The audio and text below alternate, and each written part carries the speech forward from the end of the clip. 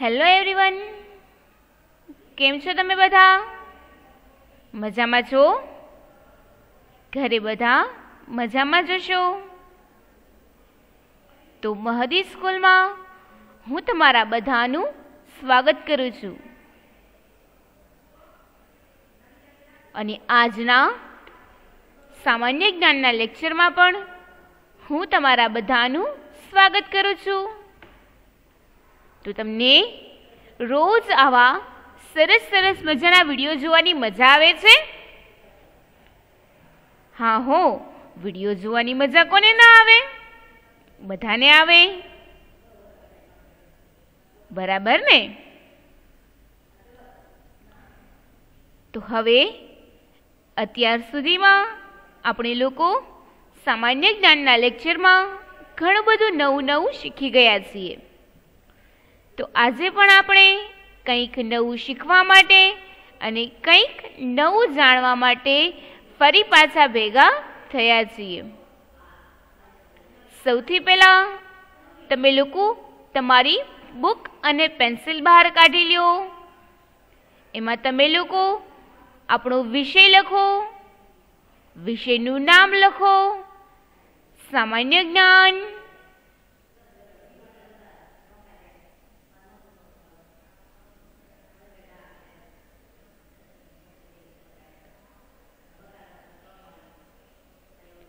લખ્યું તમે દરેકે?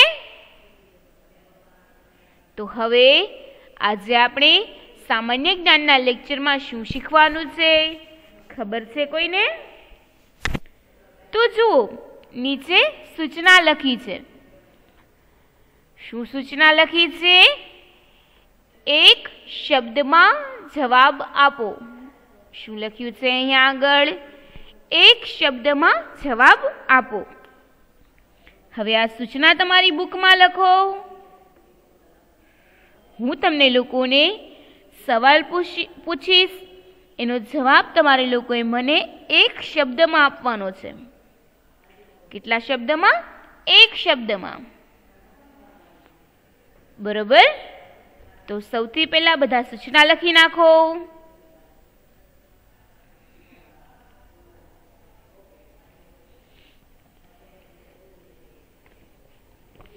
ચલો, લખાઈ ગઈ છે સૂચના. તો હવે આપણે લોકો સૌથી પહેલો સવાલ જોઈએ કે સૌથી પહેલો સવાલ કયો આવે છે. બરોબર? હું તમને લોકોને જેટલા પણ સવાલ બતાવું છું એ બધા જ તમારે લોકોએ મારી સાથે વાંચતા જવાના છે. બરોબર? આપણો સૌથી પહેલો સવાલ છે, જન ગણ મન ના રચયિતા કોણ છે? જન ગણ મન છે, એના રચયિતા કોણ છે? હવે જન ગણ મન એટલે શું? ખ્યાલ છે કોઈને? કેટલા બાળકોને ખ્યાલ છે?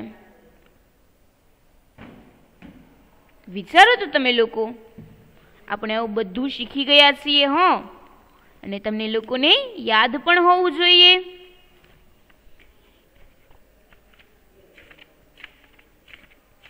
તો ભાઈ, જન ગણ મન છે એ ભારતનું રાષ્ટ્રગીત છે. શું છે? જન ગણ મન જે છે એ ભારતનું રાષ્ટ્રગીત છે. તો અહીંયા આગળ આપણો સવાલ એ છે કે આપણું રાષ્ટ્રગીત ના રચયિતા કોણ છે? એટલે કે આપણું રાષ્ટ્રગીત બનાવ્યું કોણે? આપણે રાષ્ટ્રગીત ક્યારે ગાઈએ? ખ્યાલ છે કોઈને? તો ભાઈ, આપણે રાષ્ટ્રગીત 15મી ઓગસ્ટ અને 26મી જાન્યુઆરીએ ગાઈએ છીએ. ધ્વજવંદન ફરકાવવામાં આવે છે, એટલે કે ધ્વજવંદન કરવામાં આવે છે. ત્યારબાદ ધ્વજને સલામી આપી અને આપણું રાષ્ટ્રગીત એટલે કે જન ગણ મન ગાવામાં આવે છે. બરોબર. કેટલા લોકોએ આ ગીત સાંભળ્યું છે? ઘણા બધા લોકોએ સાંભળ્યું હશે. તો હવે એ જે ગીત છે એ બનાવ્યું કોણે? આપણો સવાલ એ છે. તો જનગણ મનના રચયિતા છે. અહીંયા આગળ મેં જવાબ લખી નાખ્યો છે, વાંચજો તમે દરેક. શું લખ્યું છે? રવિન્દ્રનાથ ટાગોર. શું લખ્યું છે અહીંયા આગળ? રવિન્દ્રનાથ ટાગોર. જનગણ મન જે છે એના રચયિતા છે રવિન્દ્રનાથ ટાગોર. બરોબર. સમજાણું તમને દરેકને? ચલો, તો હવે આ પહેલો સવાલ અને જવાબ તમારી લોકોની બુકમાં લખી નાખો.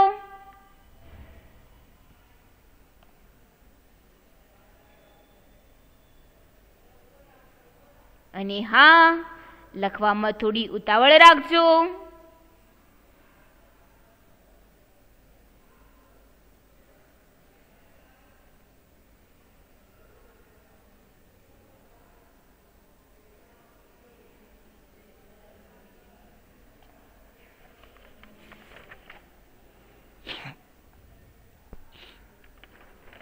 ચલો, લખાઈ ગયું છે. તો હવે આપણે લોકો આના પછીનો સવાલ જોઈશું. બરોબર. તો આના પછીનો બીજો સવાલ શું આવે છે એ આપણે દરેક જોઈએ. સૌથી પહેલા તમે લોકો પણ મારી સાથે વાંચજો. ભારતની સૌથી લાંબી નદી કઈ છે? શું લખ્યું છે અહીંયા આગળ? ભારતની સૌથી લાંબી નદી કઈ છે? આપણું ભારત છે ને, એટલે કે આપણું ઇન્ડિયા. ઇન્ડિયામાં ઘણી બધી નદીઓ આવેલી છે. તો એમાંની સૌથી લાંબી નદી કઈ છે? આપણો સવાલ એવો છે. તો આપણા ભારતમાં કઈ કઈ નદી આવી છે? ખ્યાલ છે કોઈને?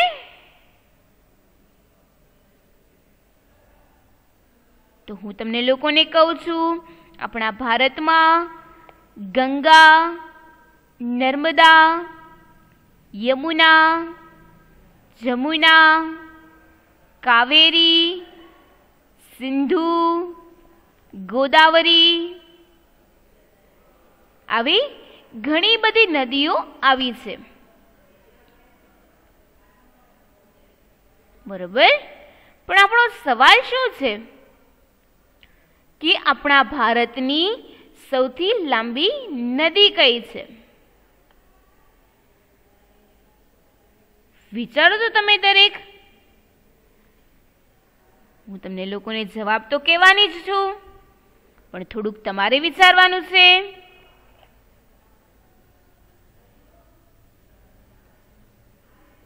વિચાર્યું તમે દરેકે? તો હું તમને લોકોને જવાબ બતાવું છું. આપણો જવાબ છે ગંગા. ભારતની સૌથી લાંબી નદી છે ગંગા. બરોબર. હિન્દુ ધર્મમાં ગંગા નદીને ખૂબ જ પવિત્ર ગણવામાં આવે છે. અને હિન્દુ ધર્મમાં એવું પણ માનવામાં આવે છે કે જેણે ઘણા બધા પાપ કર્યા હોય એ લોકો જો ગંગા નદીમાં નાહી લે તો એના બધા જ પાપ ધોવાઈ જાય છે. અને ગંગા નદીને પવિત્ર રીતે પૂજવામાં પણ આવે છે. આ ગંગા નદી હરિદ્વારમાં આવી છે. ક્યાં આગળ આવી છે? હરિદ્વારમાં. બરોબર. અને ગંગા નદી જે છે એ ભારતની સૌથી લાંબી નદી ગણાય છે. બરોબર. સમજાણું તમને દરેકને? સરસ.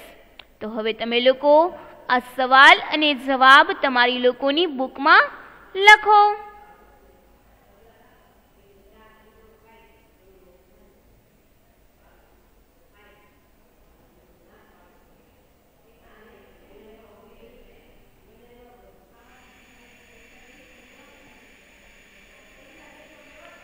લખવામાં ઉતાવળ રાખજો.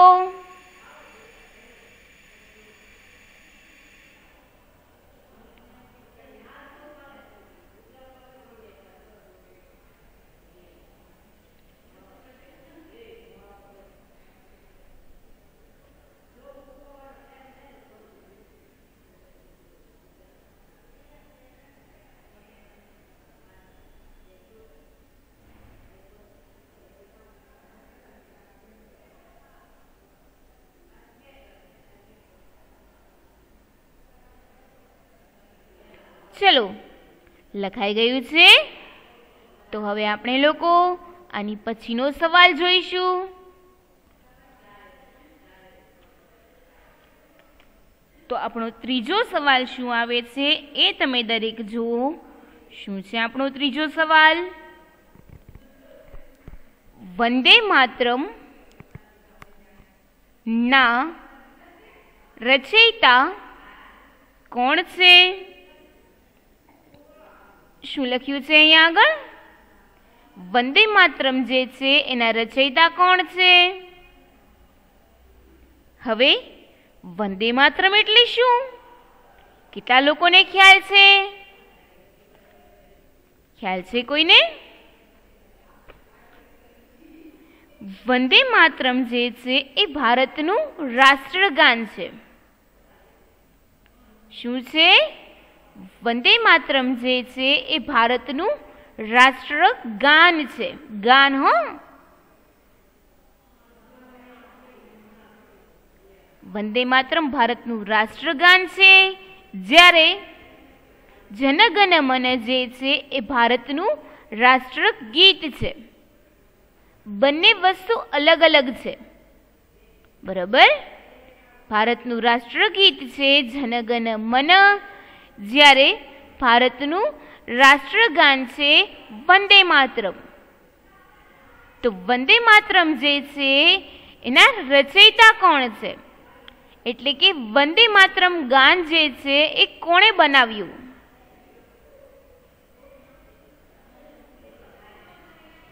વિચારો તો તમે દરેક. ખ્યાલ છે કોઈને? તો આપણે લોકો આનો જવાબ જોઈએ. આનો જવાબ છે બંકિમચંદ્ર ચટ્ટોપાધ્યાય. શું લખ્યું છે અહીંયા આગળ? બંકિમચંદ્ર ચટ્ટોપાધ્યાય. ચટ્ટોપાધ્યાયને ચેટર્જીના નામે પણ ઓળખવામાં આવે છે. આપણું જે રાષ્ટ્રગાન છે એ બંકિમચંદ્ર ચટ્ટોપાધ્યાયે બનાવ્યું છે. અથવા આપણે લોકો એને એમ પણ કહી શકીએ કે બંકિમચંદ્ર ચેટર્જી. બરોબર? સમજાય છે તમને દરેકને? તો હવે આ સવાલ અને જવાબ તમારી લોકોની બુકમાં લખી નાખો. હું તમને લોકોને સમય આપું છું. ઝટપટ લખજો.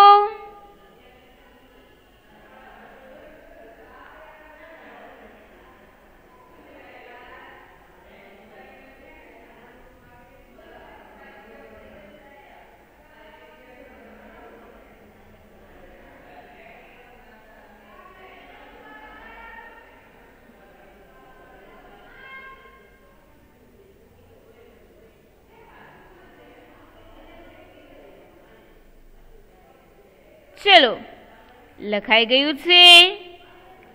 જે બાળકોને બાકી હોય એ ફટાફટ લખી નાખશે.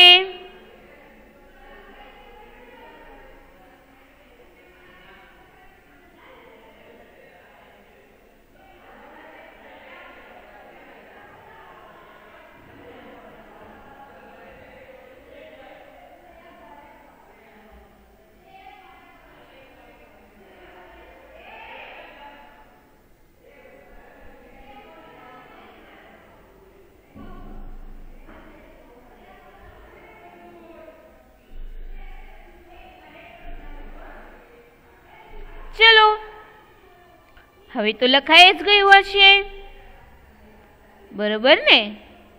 તો હવે આપણે લોકો આના પછીનો સવાલ જોઈએ. તમે લોકો પણ મારી સાથે વાંચો છો ને? Very good. ભારતીય રાષ્ટ્રગીત કેટલી સેકન્ડમાં ગાવું જોઈએ? આપણો સવાલ શું છે?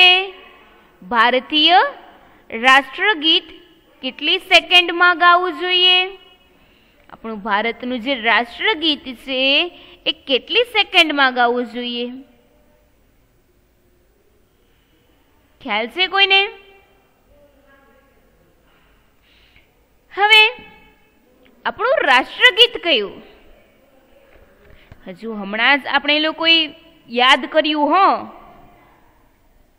મેં તમને લોકોને કન્ફ્યુઝન હતું એ પણ થોડુંક ક્લિયર કર્યું કે આપણું રાષ્ટ્રગીત કયું અને આપણું રાષ્ટ્રગાન કયું. બરોબર ને? તો હવે આપણું રાષ્ટ્રગીત કયું? જનગણ મન કે વંદે માતરમ? વિચારો તો. હજુ હમણાં જ મેં તમને લોકોને બધું કીધું હો. તમને લોકોને યાદ હોવું જોઈએ.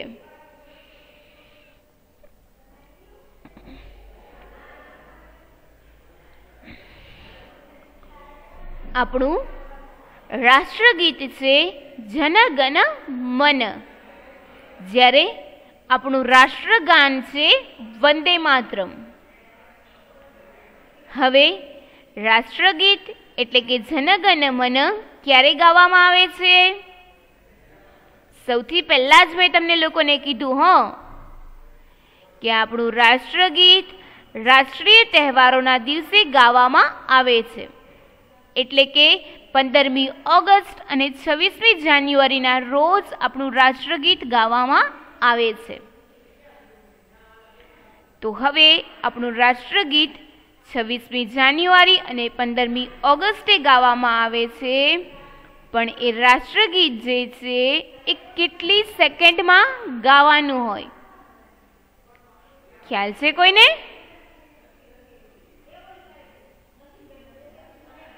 તો હું તમને લોકોને કહું છું કે આપણું રાષ્ટ્રગીત આપણે જ્યારે પણ ગાઈએ ત્યારે આપણું રાષ્ટ્રગીત આપણે 52 સેકન્ડમાં ગાવાનું હોય છે.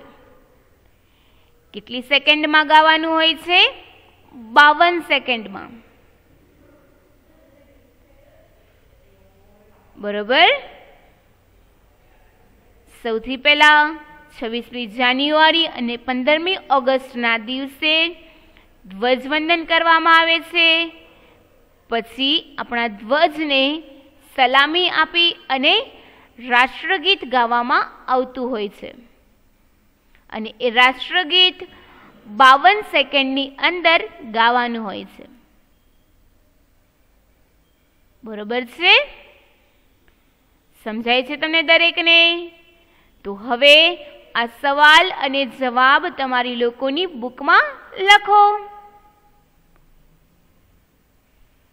હું તમને લોકોને સમય આપું છું.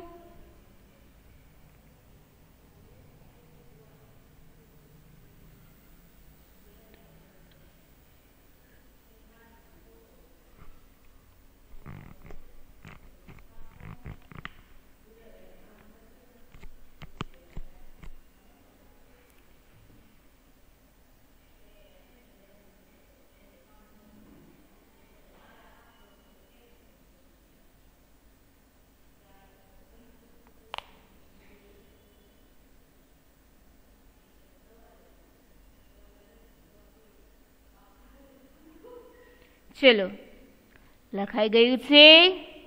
જે બાળકોની બાકી હોય એ ફટાફટ લખી નાખશે.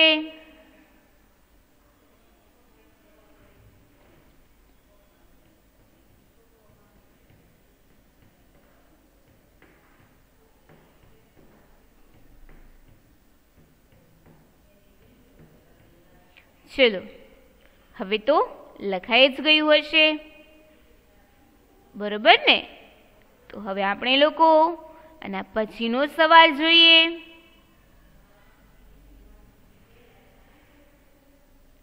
તમે લોકો પણ મારી સાથે વાંચો છો ને?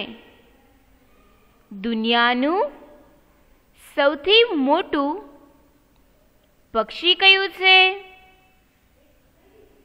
શું છે આપણો સવાલ? કે આપણી જે દુનિયા છે એનું સૌથી મોટું પક્ષી કયું છે?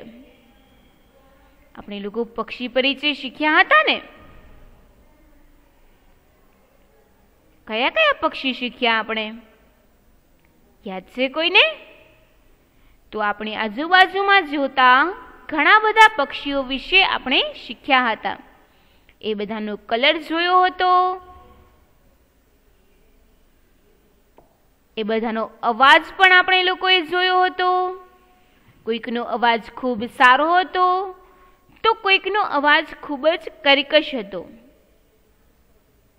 જેમ કે કાગડો, તો કાગડાનો અવાજ કર્કશ હોય છે, એટલે કે આપણને સાંભળવો ગમતો નથી, અને એનો કલર કાળો હોય છે.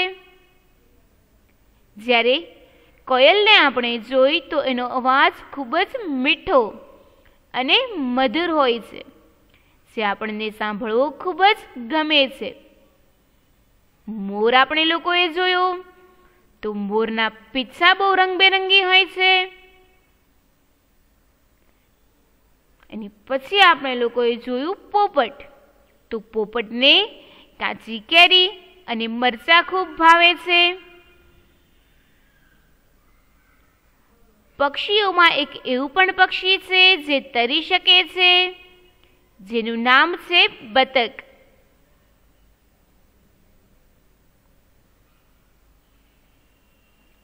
બરોબર?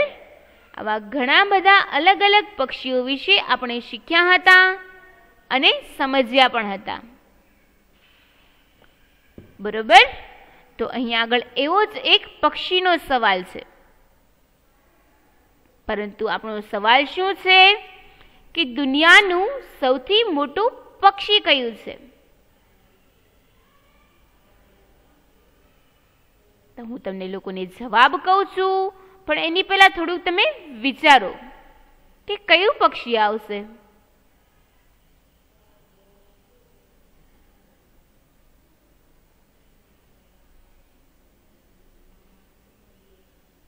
આપણો જવાબ છે શાહમૃગ.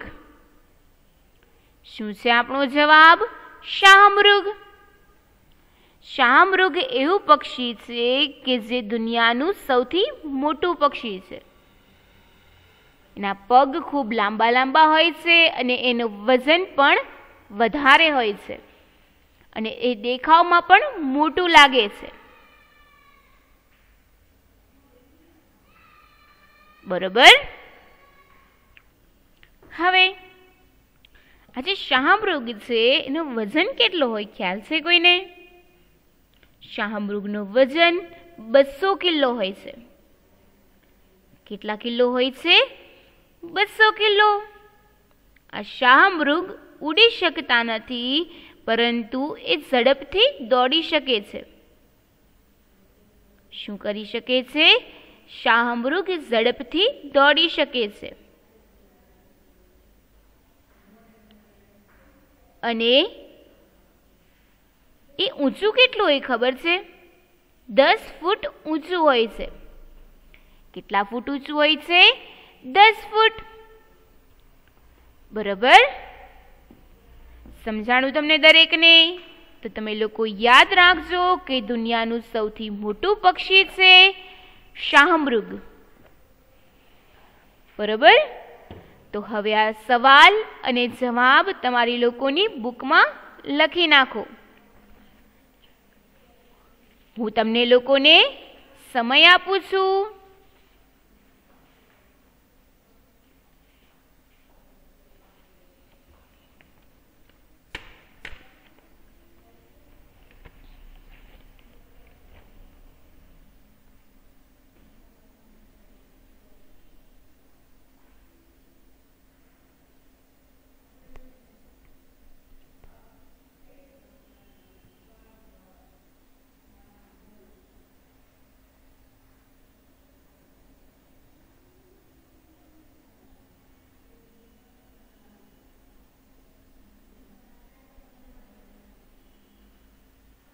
ચલો, લખાઈ ગયું છે. તો હવે આપણે લોકો આના પછીનો સવાલ જોઈએ. તો આના પછીનો સવાલ શું છે?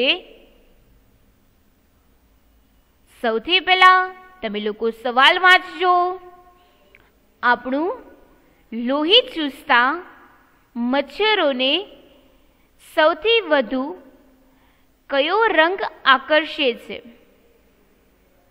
શું છે આપણો સવાલ? આપણું લોહી ચૂસતા મચ્છરોને સૌથી વધુ કયો રંગ આકર્ષે છે? આપણો અહીંયા આગળ સવાલ છે કે જે મચ્છર છે એ આપણું લોહી ચૂસે ને, તો હવે એ જે મચ્છર હોય છે એને કયો રંગ આકર્ષે, એટલે કે કયો રંગ એને પોતાની તરફ ખેંચે છે? હવે તમે લોકોએ મચ્છરને જોયા હોય તો એ પણ ઘણા બધા પ્રકારના આવે છે. તમે લોકોએ જોયું હોય તો અમુક મચ્છર નાના હોય છે, અમુક મચ્છર મોટા હોય છે, અમુક મચ્છરનો કલર કાળો હોય છે, તો અમુક મચ્છરનો કલર એટલે કે એના પગ સફેદ કલરના હોય છે, તો અમુક મચ્છરોના પગ હોય છે એની ઉપર કાળા અને ધોળા ચટ્ટાપટ્ટા હોય છે. મચ્છરોનું કામ હોય છે રોગ ફેલાવવાનું, અને એ આપણા શરીરમાંથી લોહી ચૂસે છે.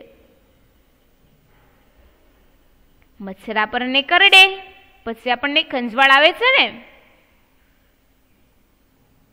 બરોબર ને? તો અહીંયા આગળ આપણો સવાલ શું છે કે મચ્છરોને કયો રંગ વધુ આકર્ષે છે? વિચારો તો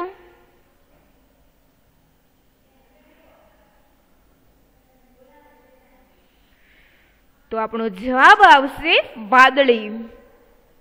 શું જવાબ આવશે આપણો? વાદળી. વાદળી રંગ જે હોય છે એ મચ્છરોને વધુ આકર્ષે છે. બરોબર? સમજાણું તમને દરેકને?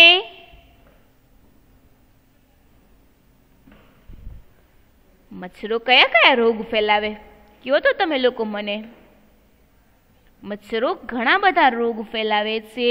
એમાં એ સ્વાઇન ફ્લૂ, મેલેરિયા, તાવ આવવો, આવા ઘણા બધા અલગ અલગ રોગ મચ્છરોથી થતા હોય છે. તમે લોકોએ ચોમાસામાં જોયું હોય તો વરસાદ આવે એટલે તમારા ઘરની આજુબાજુ અથવા ઘરમાં ઘણા બધા મચ્છરોનો ઉપદ્રવ વધી જાય છે. જે જગ્યાએ પાણી ભર્યું હોય એવી જગ્યાએ પણ મચ્છરો થતા હોય છે. બરોબર? સમજાણું તમને લોકોને? તો હવે આ સવાલ અને જવાબ તમારી લોકોની બુકમાં લખો. હું તમને લોકોને સમય આપું છું, ઝટપટ લખજો.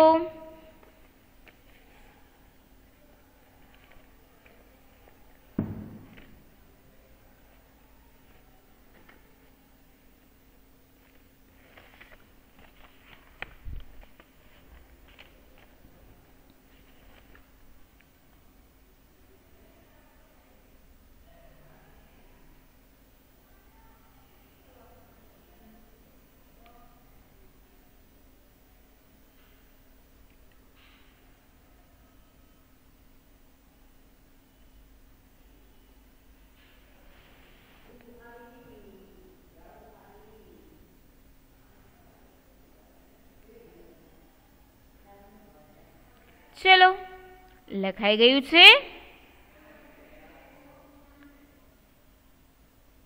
તો આજે આપણે જેટલા પણ સવાલ જવાબ શીખ્યા એ બધા જ તમારે લોકોએ યાદ રાખવાના છે.